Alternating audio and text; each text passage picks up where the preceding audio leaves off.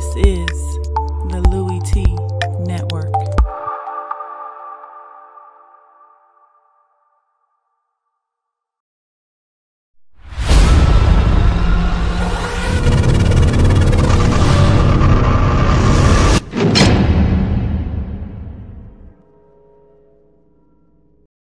Who else could it be? Me, your me, Louie T. Welcome to Lockdown Coverage week number 14 in the National Football League. The Bears taking on the Cincinnati Bengals, and this one came straight out of the surprise, you just got your ass whooped category. Didn't see this one coming. If anybody was getting their ass whooped in this game, it was going to be the road team, not the home team. But as I just said, surprise! You just got your ass whooped. And that's what the Bengals did. They got their ass whooped at home by a team that couldn't beat anyone lately. I mean, they've been getting steamrolled. Home, away, it doesn't matter. John Fox looked like he was coaching himself out of a job. His team looked like they had quit. He looked like he was done. And he may very well be done still, and probably will be done at the end of the season. But this at least shows his team isn't done fighting. They have not quit, and they're still playing competitive football. And I'd say they're playing some damn good competitive football. They ran, and when I say ran, they literally ran roughshod all over this Cincinnati Bengals football team, who last week looked like they may have pushed all their chips to the center of the table. They risked it all last week for a chance at making the playoffs, and they expended all their energy and they crapped out. Last week against the Steelers, up 20-0 or 20-7, up 17-3, up 20-3 in that ball game, and not finding a way to come away with that victory. It was a hard-hitting affair. It took all the life that this Bengals team had left in them. In a rough season that started out really bad on offense, got better, finally seemed like they were on the right track, and then you lose to the Steelers in gut-wrenching fashion like always. I think it took anything that the Cincinnati Bengals had left to offer in this season out of them. And this game may be the beginning of the end of whatever competitive spirit this Bengals team has left.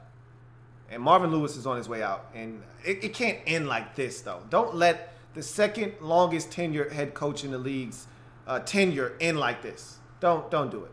Don't do it. This was bad.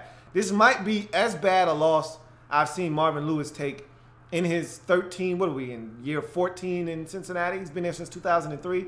This may have been the worst loss I've seen him take. At home, especially. Maybe he took an ass whooping or two on the road.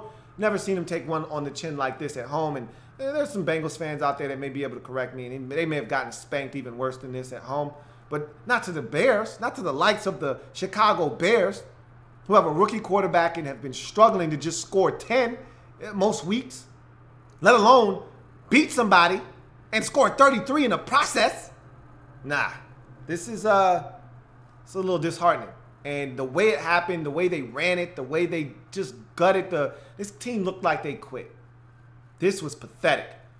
I mean, Tariq Cohen had 2 touchdowns called back. He could have had a couple of scores. They ran it the way they wanted. They made Mitchell Trubisky look like the second coming of Carson Wentz in this game. I mean, he was wheeling and dealing on these boys. And he has nothing out there. I mean, they had every single one of these reject receivers was getting balls. I mean, they were getting catches, grabs. 4 for this guy, another 3 for that guy, another 4 for that guy. These are all unknown commodities, by the way. Guys you've never heard of eating up the Bengals as if the Bengals are bottom feeders in this league. It was ridiculous. But they looked the part in this game. This was scary.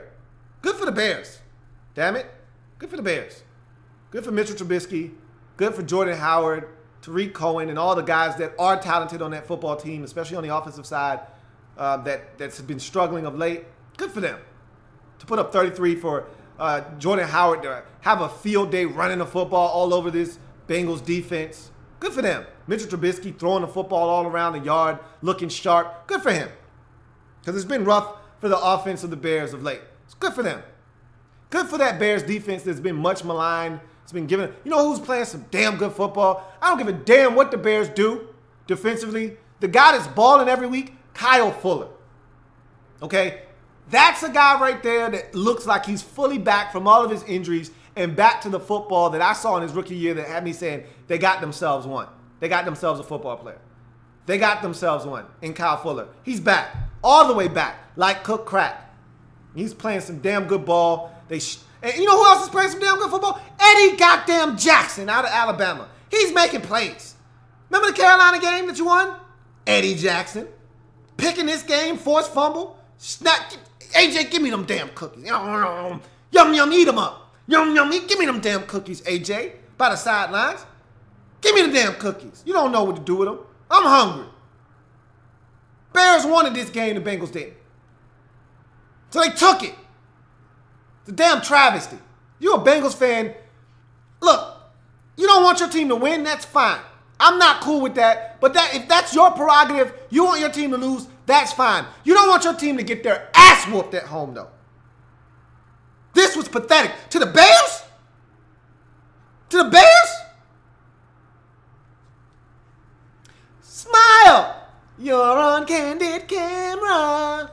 Surprise! You just got your ass whooped.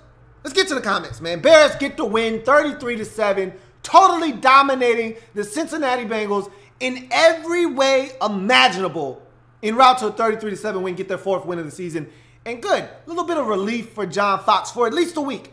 If only for a week, at least a week, John Fox can get everybody off his back. He's probably still going to get fired at season's end, but at least we know his team didn't quit, which the Cincinnati Bengals. Obviously, we can't say if that's the case or not because they look like a team that quit in this game. Let's see what they do down the stretch because Marvin Lewis is gone. So you don't have anything to play for from a coach standpoint. He's done after the season's over. So are these players mentally checking out and saying, hey, our coach of the future isn't here, so we don't give a damn? I don't know. But that didn't look like the Cincinnati Bengals team. I know. I'm just saying that. Let's get to some comments before we get out of here.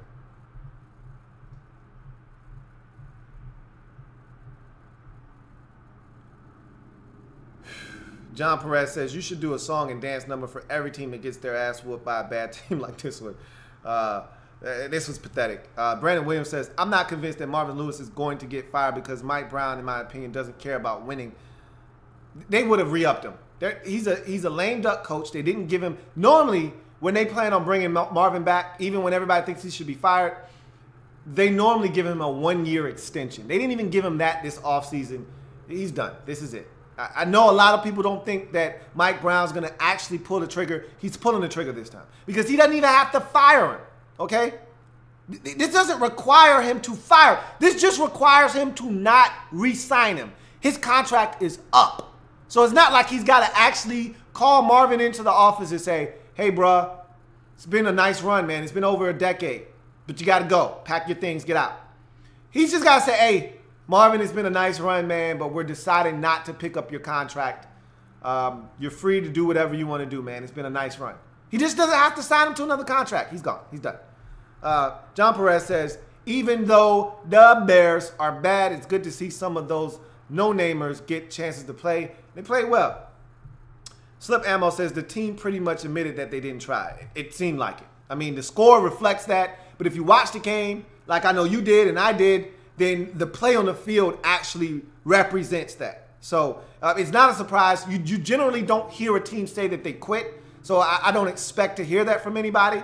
But their actions spoke any louder. They spoke much louder than any words that they could say out of their mouth could say. I mean, their actions on the field looked like a team that they'd given everything they had left in the Pittsburgh game. They had nothing left to give in this game. They absolutely looked spent, and they looked like they quit, and they didn't give a damn. So, in any event, it's going to do it for this one. Bears dominate Cincinnati Bengals in Cincinnati 33-7. Get their 4th win of the season. Bengals dropped to 5-8 with the loss. And, I mean, they've got to play better down the stretch. Again, Marvin Lewis is done. At least send the man out with better performances than the one we saw on Sunday. At home to the Bears? Gotta be kidding me.